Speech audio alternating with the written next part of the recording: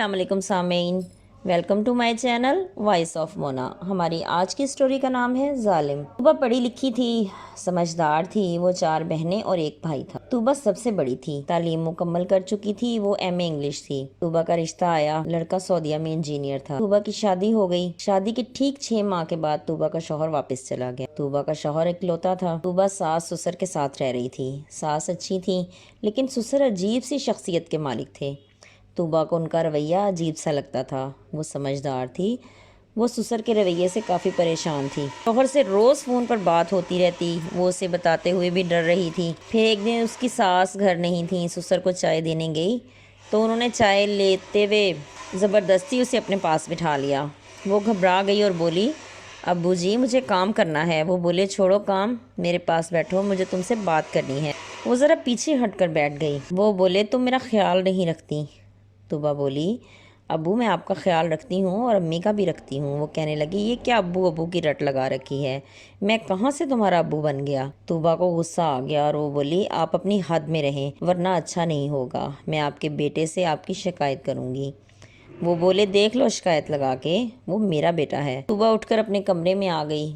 उसने शौहर को फ़ोन करके सारी बात बताई। वो वाकई ट्रस्ट से मस नहीं हुआ था, बल्कि तूबा को ही झूठा करार दे रहा था। तूबा बहुत परेशान थी। फिर उसकी सास आई।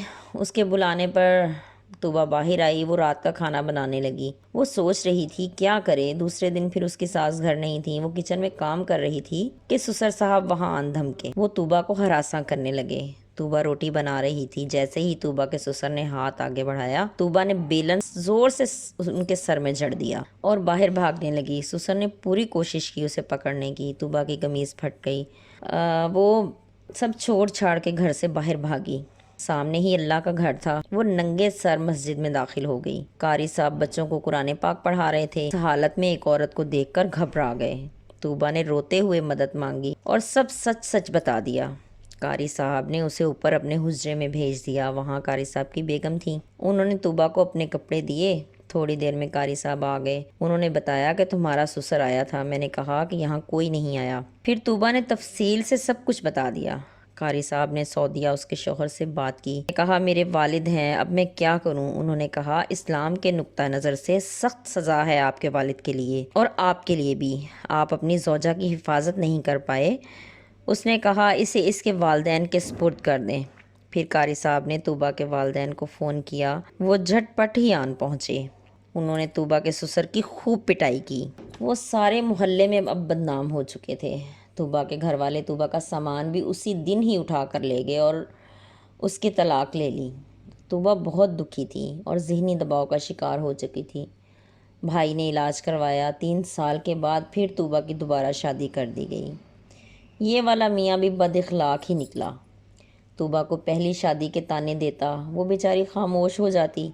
माँ से कहती, आपने अच्छा नहीं किया मेरे साथ, मुझे ज़रूरत ही नहीं थी शादी की, आपने क्यों की मेरी शादी। फिर तूबा के हाँ अल्लाह ने 2 बच्चे दिए जो बहुत ही खूबसूरत थे।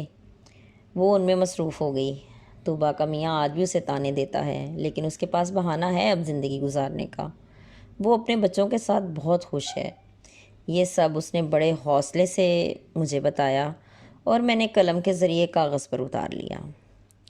उसी की इजाज़त से मैंने ये कहानी आप लोगों के साथ शेयर कर दी। इस कहानी को सुनकर उसके लिए दुआ ज़रूर कीजिएगा। अल्लाह सबको ऐसी परेशानियों से निकाले और हमारे दिलों को करार अता करे। जीते रहिए, खुश रहिए। मिलते हैं अगली कहानी के साथ।